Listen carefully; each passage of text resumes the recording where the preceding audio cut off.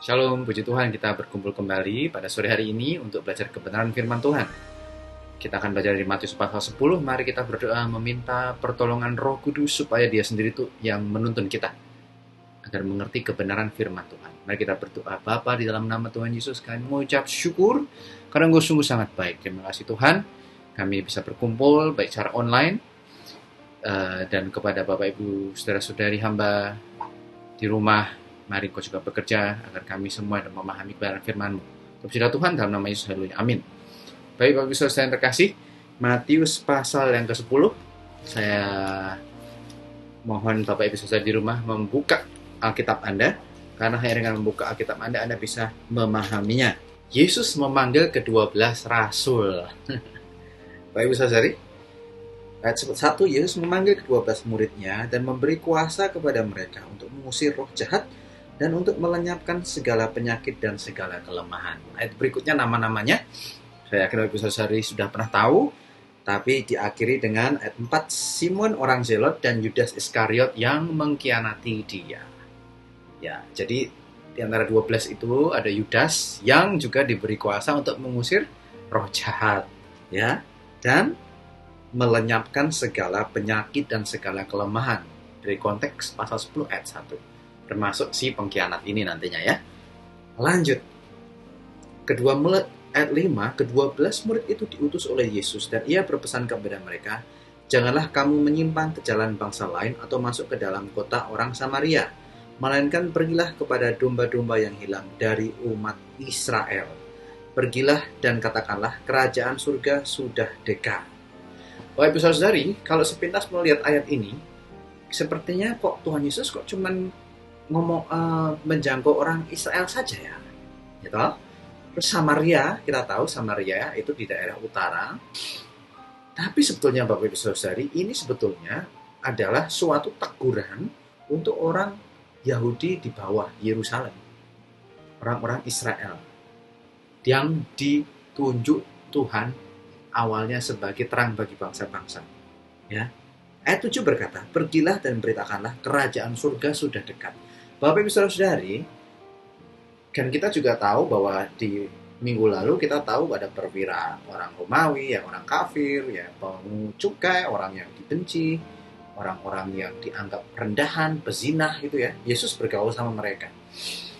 Jadi tidak ada alasan untuk bilang kenapa Yesus hanya mengemaskan Israel di sini. Enggak, itu enggak nyambung. Kalau kita lihat konteksnya di pasal 9 dan pasal 8, bahwa Yesus hatinya untuk semua bangsa.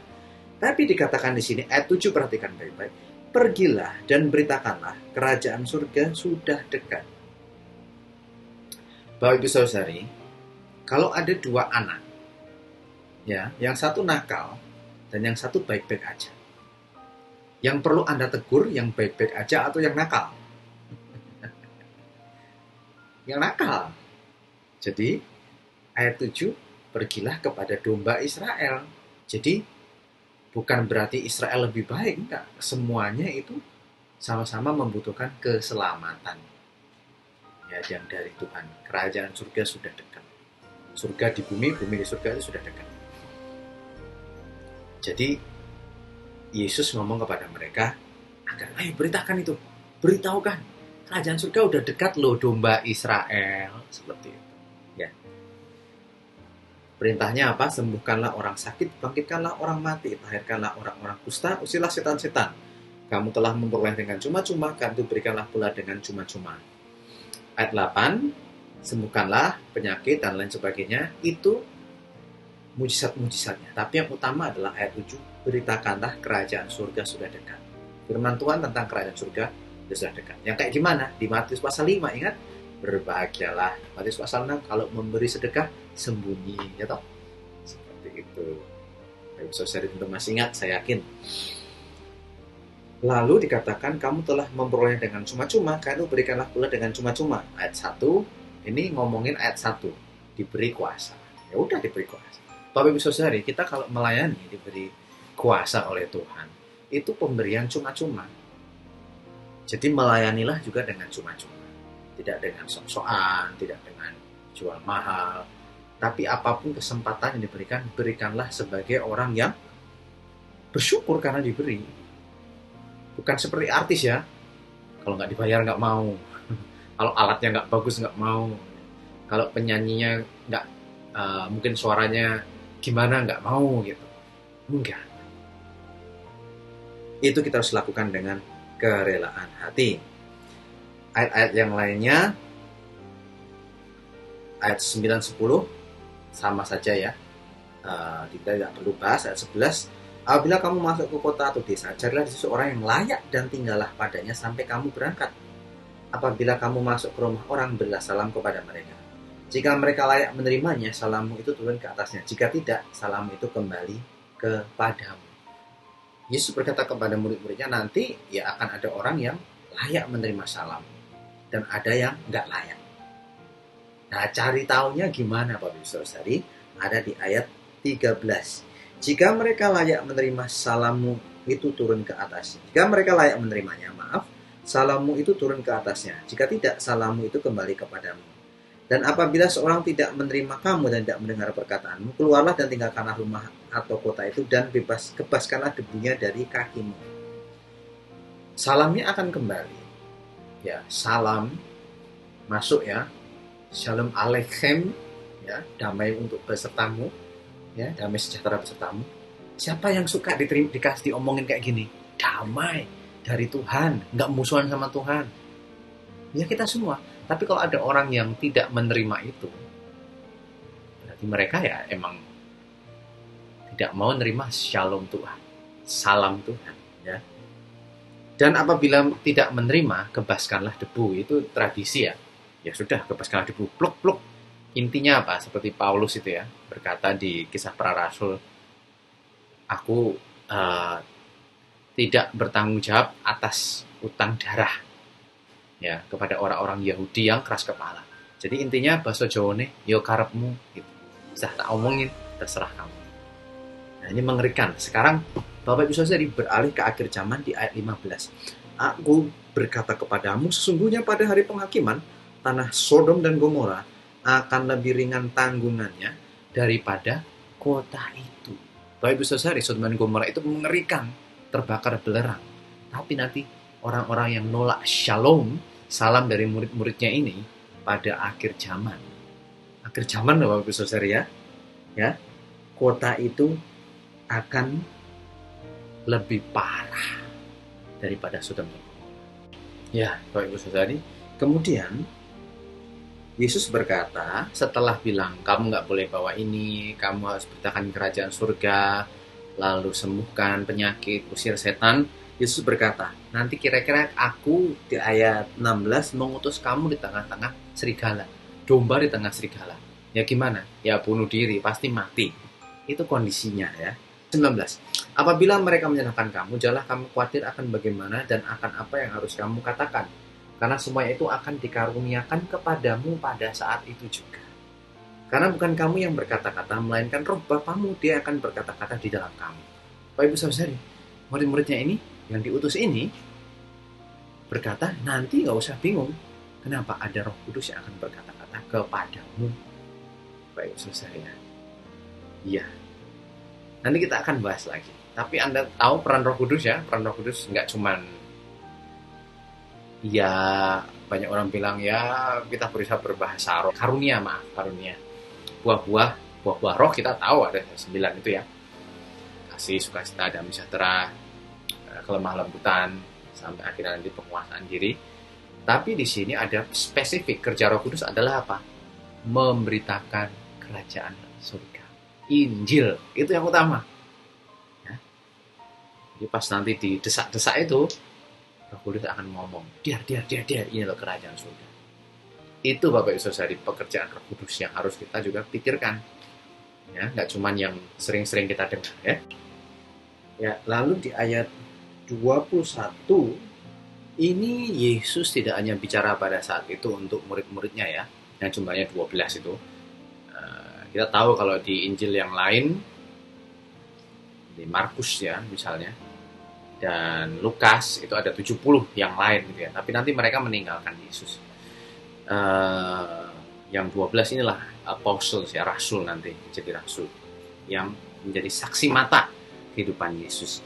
Tapi Bapak Ibu Saudara, ayat 21 ini juga bicara tentang murid-murid secara umum yang nantinya juga akan mengalami penyiksaan begitu. Nah, kita lihat orang akan menyerahkan ayat 21 saudaranya untuk dibunuh, demikian juga seorang ayah akan anaknya, dan anak-anak akan memberontak terhadap orang tuanya dan akan membunuh mereka.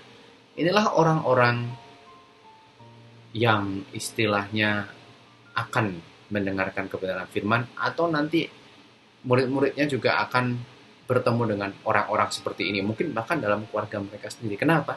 Ya karena mengikut konsekuensi mengikut Yesus.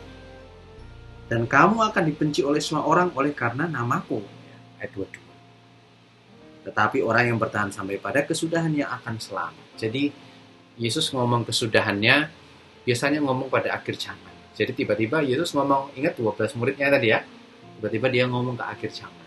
Ingat ya tadi, Yesus nggak cuma ngomong soal kepaskan debu ya di kota yang nolak, tapi langsung berpikir ke akhir zaman. Ya kadang Yesus bicara begitu.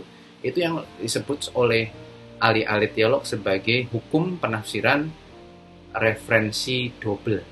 Ya, jadi referensi itu artinya firman Tuhan ini mengarah, ya, mengacu kepada kejadian ganda dua saat itu ya, waktu diutus murid-muridnya dan masa yang akan datang. Lebih spesifik yaitu akhir zaman. Ya. Jadi ayat 26, jadi janganlah kamu takut kepada mereka, karena tidak ada sesuatu pun yang tertutup yang tidak akan dibuka, dan tidak ada sesuatu pun yang tersembunyi yang tidak akan diketahui. Bapak Ibu Saudari, tidak perlu takut karena semuanya Tuhan sudah tahu. Mau ditutupi, kita nggak tahu besok gimana, dia tahu. Termasuk penyiksaan-penyiksaan itu dia tahu. Nah, gitu ya. Nah, kita sudah tahu ayat-ayat yang sesudah ini ya. Tapi ayat 29 berkata, bukankah burung pipit dijual 2 ekor seduit, namun seekor pun daripadanya tidak akan jatuh ke bumi di luar kehendak Bapamu. Ya, ini konteksnya membantu konteks tadi, yang tidak ada yang ditutup ya, buka, dan tidak ada sesuatu pun yang tersembunyi yang tidak akan diketahui. Dan Yesus kemudian ngomong, burung pipit tuh jatuh pun kalau Tuhan nggak izinkan, ya nggak jatuh. Ya burung pipit jatuh kemungkinan kenapa? Sakit, bulunya lepas mungkin, nabrak, atau emang udah tua ya, kena penyakit, mati. Tapi kalau nggak diizinkan Bapak, belum mati, ya nggak mati. Bapak tahu semua. Jadi jangan takut. Karena apa? Bapak tahu semua. Jadi jangan takut karena Bapak tahu semua. Semua yang mengerikan nanti seandainya ini terjadi, Tuhan tahu. Kamu takut kepada mereka yang membunuh tubuh, tetapi yang tidak berkuasa membunuh jiwa. Takutlah terutama kepada dia yang berkuasa membinasakan baik jiwa maupun tubuh di dalam neraka. Baik usaha sehari kita punya tubuh dan jiwa. Tubuh kita mungkin bisa dianiaya sama orang-orang pembenci Yesus, tapi mereka tidak bisa membinasakan jiwa kita. Kalau mati kan jiwanya pergi kan. Yesus berkata, jangan takut, takutlah kepada yang bisa membuang tubuh dan jiwa kita ke neraka. Ya siapa? Ya Yesus, ya Tuhan kita dengan adilnya ya, sempurna. Ya, makanya di ayat 32, setiap orang yang mengakui aku di depan manusia, aku juga akan mengakuinya di depan Bapakku yang di surga. Besok ya, bagi orang percaya. Tapi barang siapa menyangkal aku di depan manusia, aku juga akan menyangkalnya di depan Bapakku yang di surga. Jadi, dari ini kita belajar, ini tentang apa? Tentang kekekalan. Ya. Yesus, ada tiga waktu di sini. Yesus mengirim murid-muridnya, Yesus ngomong tentang akhir zaman, kesudahan ya, tadi nyentuh sedikit tentang Sodom dan Gomora, dan yang ketiga tentang kekekalan di hadapan Bapa di surga. Jadi untuk murid-muridnya saat itu dan kita sekarang, janganlah takut.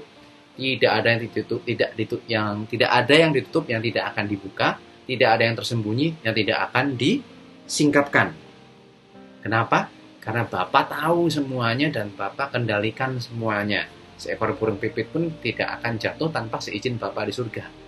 Mergo kuwi, kalau ada orang yang menyangkal Tuhan di saat-saat seperti itu, maka Tuhan juga akan menyangkal dia.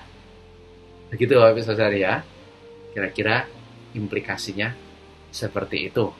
Kenapa Yesus ngomong 2 ayat terakhir ini tentang surga besok dan neraka besok. Jadi benci-benci tadi itu ya. Jadi Yesus berkata, barang siapa tidak memikul salibnya dan mengikut aku, ia tidak layak bagiku. Bapak Ibu Saudari, kadang, dan saya juga pernah mengalaminya, berat sekali dipilih untuk melakukan pelayanan ke sini, dan saya tahu itu panggilan Tuhan, tapi ada hal-hal lain. Karena manusia misalnya, itu pacar misalnya, atau apa, atau beberapa orang mungkin tunangannya dan istrinya. Kita memang mengasihi keluarga, kita harus nomor satu memang. Ya, tapi mereka juga tidak boleh menghalangi panggilan Tuhan. Justru bersama-sama melakukan panggilan Tuhan dan mengasihi ya orang ditinggal di belakang.